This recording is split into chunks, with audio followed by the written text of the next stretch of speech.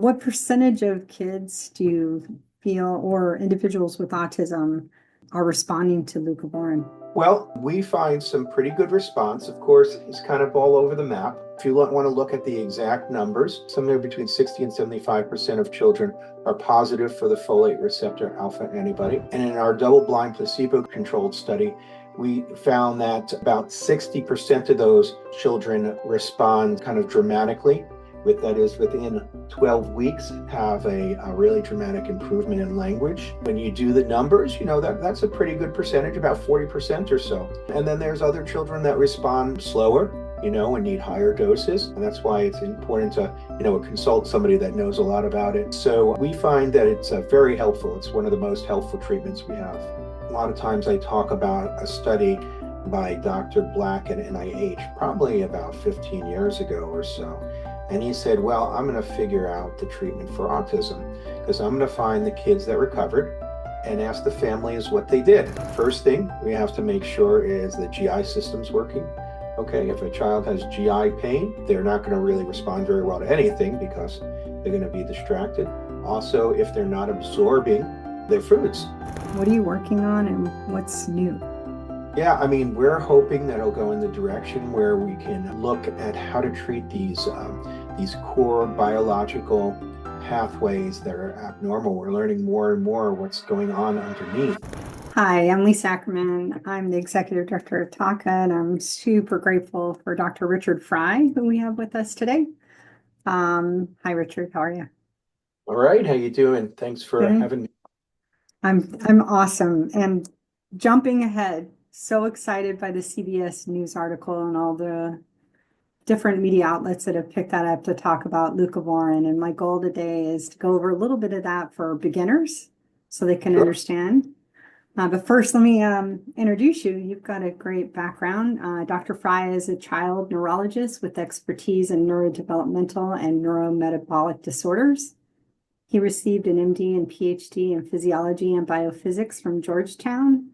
You've got a lot of residencies and tours of duty in many hospitals, and we appreciate that. But the one thing I love more than anything is that you've authored over 300 publications and book chapters. And that just shows your dedication to our community. Thank you. Yeah, yeah, my pleasure to do it. Yeah, I found the writing bug, at some point and like to do it. I'm glad I can use it to spread the word about good things. Well, it's great that you're doing the work you're doing because that news story was picked up. Leucovorin has gotten a lot of play, and congratulations. But let's start at the basics. What is leucovorin? Well, leucovorin is a special type of prescription folate that is able to get into what we call the folate cycle. That is where folate is processed in our body directly and does not have to be processed, through some other means. And it also can get into the brain easily, which is most important. Excellent. So why does leucovorin show such promise for children and adults with autism? What we found out, and this was discovered by, Dr. Rainmakers from Belgium, and then Dr. Quatros, who worked with him, that there is this antibody. So an antibody is usually something that, attacks bacteria or viruses, but sometimes it can attack your own body in what we call autoimmune diseases. We don't know if this is, a specific autoimmune disease that we have a name for, that is, but we know that what it does, and that's what the name implies. So what it does is this antibody in your blood binds to the machinery that takes folate from the blood and brings it into the brain. So the brain is a protected area of the body, highly regulated. So everything has to have something to bring it in and to take stuff out. And sometimes the machinery that does that does not work. In this case, it's called the folate receptor alpha, and it works really hard usually. But when it has this antibody on it, it can't bring folate into the brain, and you get something called cerebral folate deficiency. And that's what the disorder is named for low folate. That's a fancy way of saying that there's low folate in the brain. And we know folate is so important. We know that when you're pregnant, you want to take folate to make sure that your baby develops well. It's important for reproducing cells, so replicating cells. So it's very important when a child's growing, but you can imagine it's also important when the brain is developing after birth. So we find that the levels are low in the brain of folate, and we know why. So the one way we found that you can get around this is there is kind of a back door or a backup for getting folate into the brain. And the technical term of it is called the reduced folate carrier. It's helpful, but it doesn't like to work as hard as the folate receptor alpha, that main machinery. And also, folate levels in the brain are about 2 to 3 times higher they are in the blood. So it's not like you can just have some type of like little hole for the folate to go through. You actually have to pull it into the brain or push it into the brain. And that's exactly what we do, is we increase the levels of folate in the blood, and we use leucovorin because it can get through this reduced folate carrier easily. And we essentially push the folate into the brain as a backup. Awesome. Thank you for that explanation. So many people are wondering what age can they start leucovorin? Well, our first study, we've done several studies, and our first double-blind placebo-controlled study was on school age, but now we're actually doing a preschool study where we're starting at 2.5 years of age. And we've been seeing some good success. Of course, a lot of people, go to the store and they get folinic acid. And folinic acid is the same thing as leucovorin, but it's at much, much lower doses. And so I would definitely recommend that they see a doctor who's familiar with this, because, in order to take the over-the-counter, the amount that you need over-the-counter, you'd be taking a whole bottle of pills a day, which probably is going to make you sick.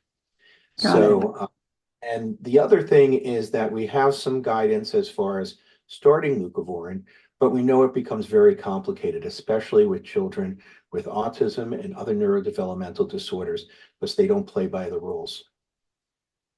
Never do. It always seems we have to do extra special jumps and circles for them. Talk to me about testing. How do you test it to demonstrate a need for leucovorin? So we can measure this antibody called the folate receptor autoantibody using something called the FRAT test, F-R-A-T. There's a company in Pennsylvania that does this test. It's the only company that actually does the test. There has been other companies that have tried and they have not been able to. But this is licensed from Dr. Quatros, who developed the test and has validated it. And you can look for that on the website. It's FRAT, F-R-A-T now, N-O-W, .com, and it gives you all the information. So you can look for it there. And I'd say that, that's the most common reason folate isn't getting into the brain. But we know that there's other reasons too. We know that, as you would imagine, I was telling you how this folate receptor alpha has to work really hard. Well, that takes energy. And we know that a lot of kiddos have mitochondrial dysfunction. And if they have mitochondrial dysfunction, sometimes that folate receptor alpha isn't working either. So that has to be considered. And of course, then there can be genetic problems with the receptor too, although those tend to be more rare and account for a lower amount. So we really need to take a very broad look at the child to find out why this might be occurring. Of course, the ultimate is to actually measure the folate in the brain with something called a lumbar puncture or a spinal tap, which sounds scary, but we know how to do it in medicine. It has to be done in a hospital, sometimes in a clinic if the clinic's very good at it. But it can have complications like a post-LP headache and such, and you need sedation. So it's a little complicated, you know. But sometimes that needs to be done if you really can't figure out things or things aren't going to plan. But what we try and do is try to avoid that. We used to do that in the beginning when we were first learning about it, you know, because we weren't sure of what was going on. Now we're more confident. That's awesome. Thank you. I'm glad, grateful for the frat test. Makes it a lot easier. What percentage of kids do you feel, or individuals with autism, are responding to leucovorin? Well, we find some pretty good response. Of course, it's kind of all over the map. So for if you want to look at the exact numbers, we know that about 75, somewhere between 60 and 75% of children are positive for the folate receptor alpha antibody. And in our double-blind placebo-controlled study, we found that that about 60% of those children respond kind of dramatically, that is within 12 weeks have a really dramatic improvement in language. When you do the numbers, you know that's a pretty good percentage, about 40% or so. And then there's other children that respond slower, you know, and need higher doses. And that's why it's important to, you know, consult somebody that knows a lot about it. We find that it's very helpful. It's one of the most helpful treatments we have. That's wonderful. Thank you. So we know it's a repurposed drug, and how long will it get be FDA approval for autism? Well, we're hoping in a couple of years. In our past talks with the FDA, they said that one of the things that they would want, given what we've done so far, is a very large, what we call dose finding study. So we're going to try and do that. Of course, funding is not that easy to get. You know, leucovorin is a drug that has already been approved and can be used off-label, as we're doing so right now. So there's not a lot of upside for making money if you want to make money on it. And that's what drug companies, venture capital, you know, that's what they do. You know, that's their business. So there's nothing wrong with that. But, you know, they don't have that much interest because of that. Although, you know, there's been a lot of people that have been very helpful and donors that have been very helpful, which we really appreciate. We're working on a special type of leucovorin, and we're hoping that and people will see the significance of that, and other people that, you know, want to invest could see the significance of that, as we have a lot of issues with getting good leucovorin. And if you look for the commercial brand, we know there's good brands and there's not so good brands. And as we instruct people to get the good brands, they're starting to run out. And so that's really tough. You can get it from a compounding pharmacy. So that's good, but of course that's all out of pocket. We're working on a derivative of leucovorin called L-leucovorin. So each drug that you take has two mirror images, and one does the work and one doesn't do the work. And so all it can do is cause side effects. So we have a lot of drugs that are purified to be the isomer that actually works, just to have that purified isomer. And that's what we're working on right now, is a new formulation that's just that L isomer. And it's in a liquid form that can be easily administered. It doesn't have any color, doesn't have any taste, and it really is very easy to administer. And as you know, that it's sometimes very hard to get certain things into certain children because they're very sensitive to taste and such. So it seems to have been very successful. So we're hoping that this is a product that we might be able to have, which will be easy for children with autism to take, and a purified version of the drug so that it won't cause any adverse effects or sensitivities. That's wonderful. And I know a lot of new parents, they're concerned with anything that's on a prescription pad and nervous about drugs. What would you say to that new parent that's concerned about a prescription? Well, I mean, I think that you always should be, you know, concerned about, you know, drugs and their side effects. You should take a close look. I mean, I agree with that. We always try and start with, you know, using more natural techniques, to solve the problems. Now, leucovorin is folate, so it's a vitamin B9. It's a prescription form of that. So it is more natural, you know. And so I think that, and we know the safety of it. One of the reasons we're using leucovorin is it's been used for decades to rescue the body of the effects of chemotherapy in oncology. So we know its side effects and how it can be used, and we know it's very, very, very safe.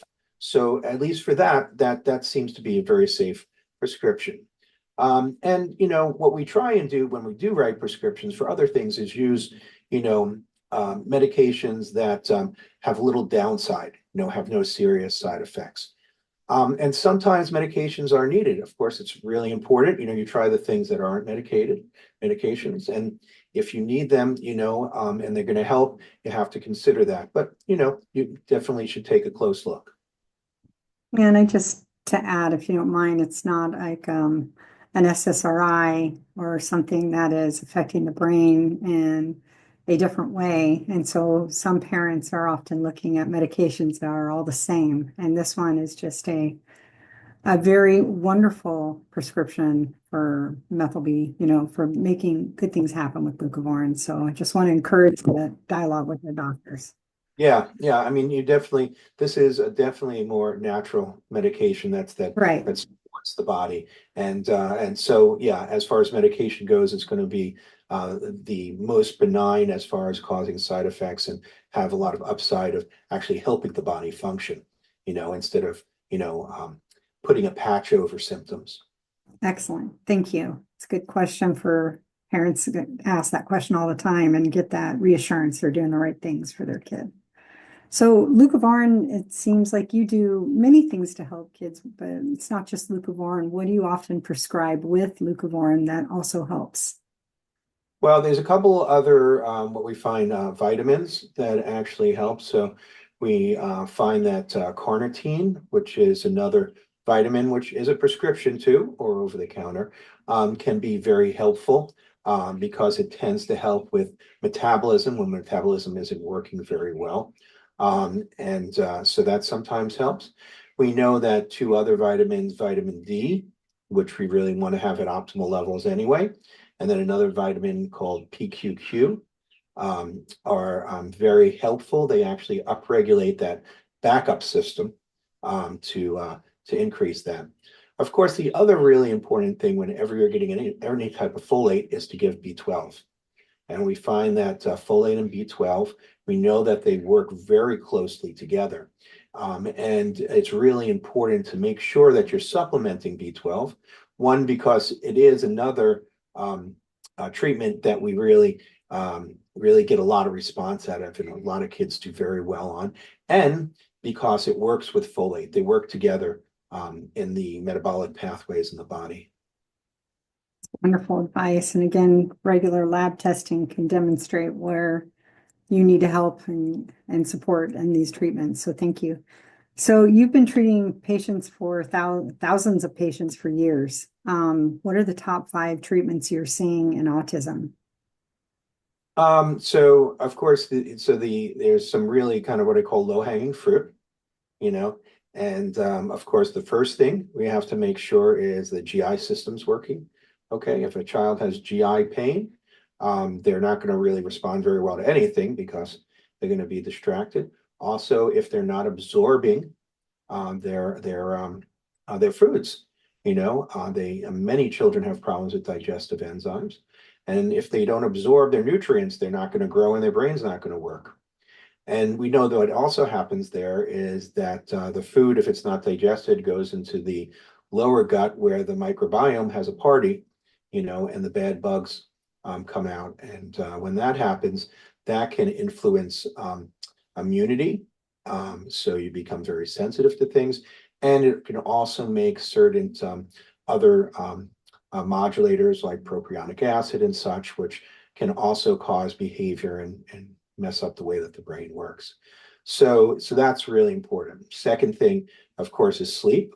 I think it's been really undervalued, but there's a reason why we do it at a third of our life.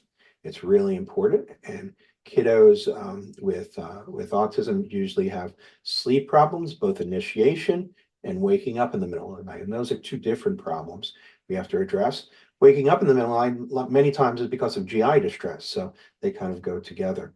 But those are really good to get a child to be more functional and less irritable.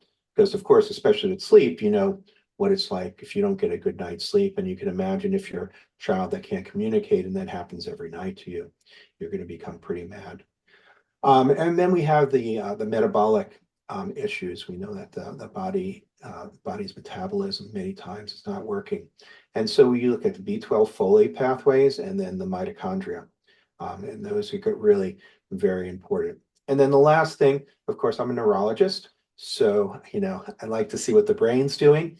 We always at least do one overnight EEG because we know that there's these special type of seizures that occur during sleep, which don't have any outward sign except for poor development, you know, and autistic features.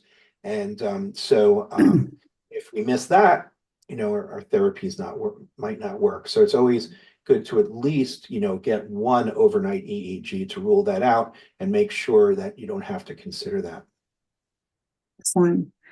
Appreciate you talking about those other treatments. So where is science going next in the field of autism? What are you working on and what's new? Yeah, I mean, we're hoping that it'll go in the direction where we can look at how to treat these core biological pathways that are abnormal. We're learning more and more what's going on underneath, but we don't have the treatments to treat that, and that's what, you know, LEUCOVORIN treats one of those. So what we're hoping is that we'll start, you know, getting funding to look at these and actually address these. One of the things we are looking at is we found that many of the same things that some of the metabolic issues that are found in the child are also found in the parents. Mm-hmm. And so this is really important. And that's one of the projects we have funded is to look at the transgenerational effect. And so what that implies, though, is that we may be able to treat mom and dad ahead of time and actually prevent or minimize autism symptoms in the child. Love that your work is continuing. Thank you. So one more question, and I could keep you here for days talking and appreciate all this information you're sharing. But what advice would you give to new parents that are new to medical treatments and new with an autism diagnosis? Yeah, I think there's a number of things. You know, a lot of times I talk about a study by Dr. Black at NIH, probably about 15 years ago or so. And he said, well, I'm going to figure out the treatment for autism because I'm going to find the kids that recovered and ask the families what they did. I remember And that study, 2013, by the way. 2013, thank you. Mm-hmm. And and what he found was pretty interesting. Not what he expected was that the kids that recovered, the parents did everything. And so I'm not saying everything biomedical. They did, you know, behavioral therapy, speech therapy, occupational therapy, diet, you know, supplements. And so what I would say is, yeah, it's not just one thing. There's a lot of things. And it's very important to know that not every kid is the same. You know, that's the one thing that we see. Like ABA therapy is thought to be, you know, this wonderful thing, but it's just not for every kid, you know. So, you know, and it's very frustrating to parents because they work so hard to get these therapies sometimes, and then they don't work as well as they should. So you have to keep searching what's right for your child. And of course, it's what we do is we start with the things that have the highest evidence. So we like the science that there is evidence, and we start with those type of treatments where we know the science and try and put those other treatments without so much evidence really, you know, to the last things because we really don't know if they work or not. They may, but we don't have that evidence. So we like to start with the things that we know, you know, work for most kiddos. And as I said, it works for most kiddos, not every child. So. Well, and I greatly appreciate your dedication and your time and I'd always encourage parents also to find their TACA community, whether it's virtual or in person, to help them with their journey. My son's 27. I don't know where I'd be without Rosignol Medical Center and your work and your colleagues' work. He's a college graduate working and living his best life. And I'm grateful. And I just want that for more families. And it may seem overwhelming, but if you tackle one item or two items a week, whether it be finding a muffin for breakfast that has some protein powder in it and it's gluten-free, dairy-free, and all the frees that your kid needs to be avoiding for allergies, and then calling and getting into therapeutics as well as medical attention. So you can do it. It's one step at a time. And within a period of time, you've gotten all those check boxes done. So, and what I appreciate, and you said earlier, was the low-hanging fruit. You have seen thousands of patients, and so have your colleagues, thousands of patients, and you know, based on what you see and the labs you get back, how to tackle and make this an easier process. So I thank you from the bottom of my heart for all the hard work you do.